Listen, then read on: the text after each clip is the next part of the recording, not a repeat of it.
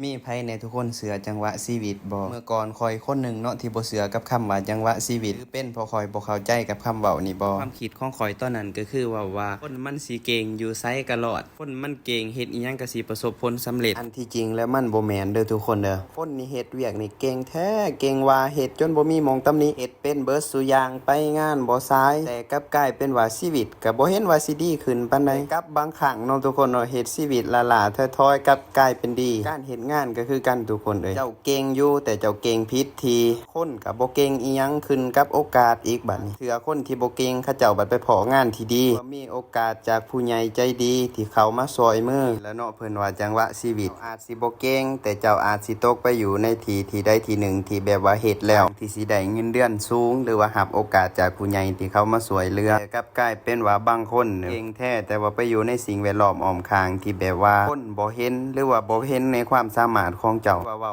ง่ายๆว่าบ่ได้ออกไปสู่โลกภายนอกเช่นว่าเจ้าเก่งแป้งอันใดอันนึงแต่เจ้าก็กลับอยู่มองหันที่หูอยู่ว่าเจ้ามีความหูความสามารถเจ้าก็ยังสิสู้กับค่าแรงวันละ300จังซี่เพียงพอคิดว่าโลกมันภายนอกมันเป็นตาหยานซึ่งคอยกับผู้นึงเนาะแต่ก่อนเคยคิดแบบนั้นซึ่งก็มีผู้ใหญ่ใจดีผู้นึงเนาะที่สักส่วนไปเฮ็ดเวียกนำสินใจลาสาสุดท้ายก็ปฏิเสธเพิ่นไปโอกาสแท้ๆแต่บ่อ้ำบ่ได้รีบขวาเนาะทุกคนและก็อย่ามันทุกคนใช้ชีวิตไปตามจังหวะชีวิตนี่แหละยามดวงชะตาลงโศกชะตาลงก็แทบสิบ่มีแห้งหยางแห้งเดินยับหยังก็ผิดเฮ็ดอีหยังก็ผิดพลาดไปเบิดแล้วชีวิตที่ดีขึ้นก็ย่างผ่านไปก็ได้เก็บเงินคือว่าล่ะสู้เด้อวัยรุ่นแห่งงานทั้งหลายและก็ไผที่ว่ามาเฮ็ดงานก็ช่วยกันเก็บเงินเก็บคำกลับไปเฮ็ดบ้านเฮ็ดซองซื้อรถซื้อล่างเด้อ